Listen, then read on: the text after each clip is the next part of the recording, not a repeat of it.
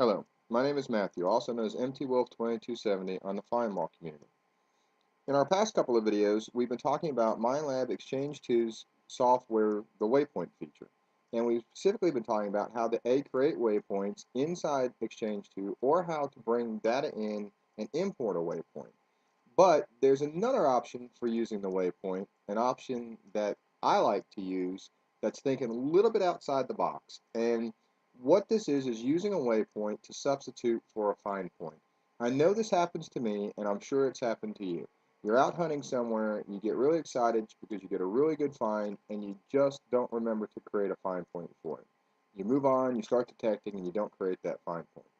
And then you get home and you think, oh no, I didn't create a find point. Now I have absolutely no way, because it's the only good thing I got at that site, I have no way to put that in my Exchange 2. Well, just because you didn't create a find point doesn't mean that that's lost forever. You can simply create a waypoint, put in the data, change the parameters, and basically use the waypoint as a find point. It's still a waypoint, but for all intents and purposes, you're converting it to a find point. So what I've done here is I have taken an area in New York City, Central Park. I've never hunted in Central Park. I don't know if you even can hunt in Central Park, but I wanted to create some false find points, waypoints being used as find points to illustrate this point in a place that's not obviously my hunting grounds or anybody else's hunting grounds. So none of this is real. It's all made up just for this tutorial. But each of these three white dots are actually waypoints, but are being used for the purposes of find points. So if we take this one up here, for example, this one right here that's bouncing, and we go into the details of it, it's an 1896 Barber Dime. I changed the date and time by clicking Edit to reflect a fictitious hunt on June the 4th at 3:34 p.m. So when you create these, you can always go back and change the time. That's one part that you will be able to keep as you would with a find point. You won't have all your screen, your setting data and all that information. However, you can in the description area, since you know how your machine is set up, simply type up what settings you were running and what numbers you got that prompted you to dig in the first place. So you can still put a lot of the same data that you would for a find point. Even though this says it's a waypoint, I have this set up with the information just as if it was a find point. So it is in effect becoming a find point. So to create this, I created several of these just for that purpose and put them on the map. So let's say we were going back to a place we'd already been. And this would work in any folder, in any category, any place that you've ever been. And if it's a place that you had never been before and you didn't create a find point, it's still not lost because as in the previous videos, we simply create a waypoint through the search engine or through another map software and use that waypoint in the same feature, change the information, and turn it into a find point. But if it's an area we've been to before, we simply go in that folder, go to that place, click and drag, create a waypoint just like we would in any other scenario, but put that data in to reflect that of the find that you found.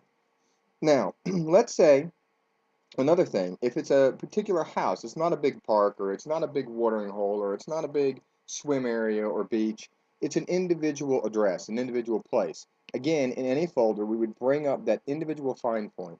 If we brought up the individual find point, in this case, it's this one. If we went and looked on the map for that find point, we could scroll down, zoom in like this, using the wheel on the mouse. We could zoom in, drop and drag a find point, and let's say right here, this is a place that we found an amazing find. We found an 1864 Indian head. So I'm going to put 1864 Indian. And we found it at this location. Again, we can change the date to reflect the date that we were actually hunting. We'll say it's the 11th, and we'll say that we found it at 1:22 in the afternoon. We could put that it was ringing in as 11:35. I'm just throwing numbers out. It might have been 12:35. A lot of my Indians will ring in the 11:35, 11:34 range. But you can put that information, you can put whatever else you wanted, any other pertinent data, you could attach a picture to it, just like you would a find point. Again, you have the longitude and latitude. Now let's go ahead and save this as a new find point. So it's here as an 1864 Indian, the date that we found it, it's now showing on the map. All we have to do, if this was a revisited area and we were in a folder of a different place that we had hunted and we needed to be in this year's Land 2013 folder, but we were actually revisiting a site that we visited from the Land 2012 folder. Just like you would anything else, you highlight it, drop, drag, and place it in the Land 2013, and now it's in the appropriate folder where you need it to be. So that's a simple way that you can create a waypoint and use it and substitute it as a find point. If you didn't want to go through the trouble of zooming on the map, you could open your individual place, your individual find point, take that find point data, write down the longitude and latitude.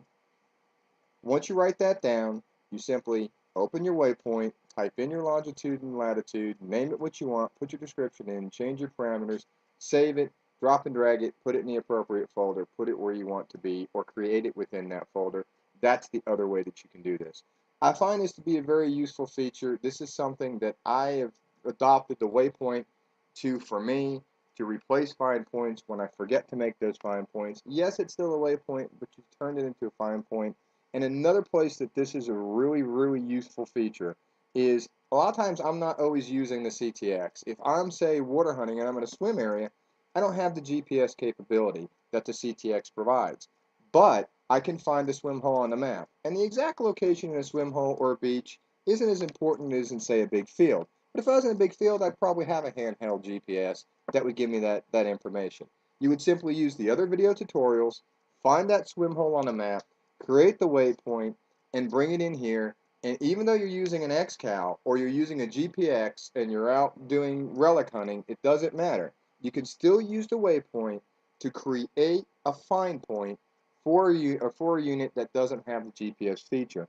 And you could even take that one step further by clicking over on an Add New Collection, call it XCal, let's say. And this would mean anytime I'm water hunting with the XCal, we'll give it an icon and we'll make it blue. We'll save it. Now I have an XCal folder. I can use the same techniques that we just discussed, put the information into the XCal folder, and I'm tracking all of my finds in one place through Minelab XChange 2.